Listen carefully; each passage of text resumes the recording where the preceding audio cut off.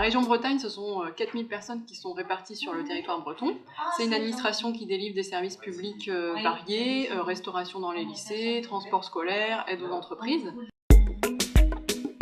On avait envie de donner la parole aux collaborateurs en se posant une question, comment peut-on être un peu plus, même encore plus, tourné vers l'usager, tourné vers les territoires et mieux collaborer en interne.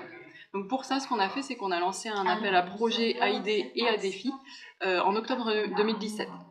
Cet appel à projets, idées et défis a été mis en ligne chez nous sur notre intranet pendant 5 semaines, et pendant 5 semaines, chaque collaborateur a pu déposer une idée d'amélioration ou d'innovation.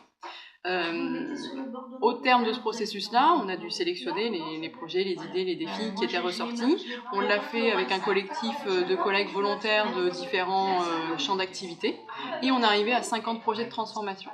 Des projets de transformation qui concernent l'interne, comment mieux collaborer entre nous, et l'externe, nos usagers, comment on les prend mieux en compte dans nos actions quotidiennes.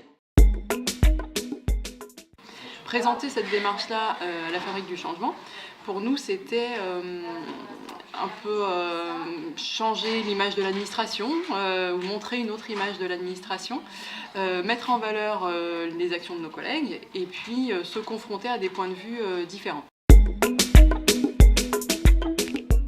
C'était la première fois qu'on présentait la démarche à l'extérieur, à un public différent qui n'est pas dans le même champ d'activité que nous. Donc avoir des retours extérieurs, c'est toujours intéressant pour nous. Ça nous a demandé d'être clair, compréhensible par tous. Et puis pour moi, d'un point de vue plus personnel, j'avais jamais pitché, qui plus est devant une grande salle. Donc ça a été une expérience assez stressante, mais enthousiasmante aussi. J'ai été bien appuyée par l'équipe de la Fabrique du Changement et puis soutenue par mes collègues.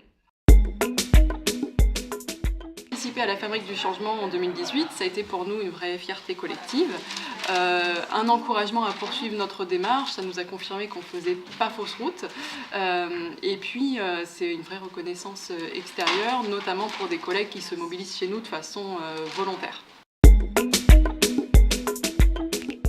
On recommanderait complètement la participation au coup de cœur de l'innovation.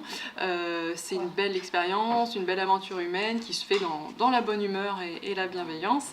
Et ça vaut toujours le coup voilà, d'avoir des échanges avec les autres participants. C'était vraiment intéressant aussi de rencontrer les personnes qui présentaient leurs projets.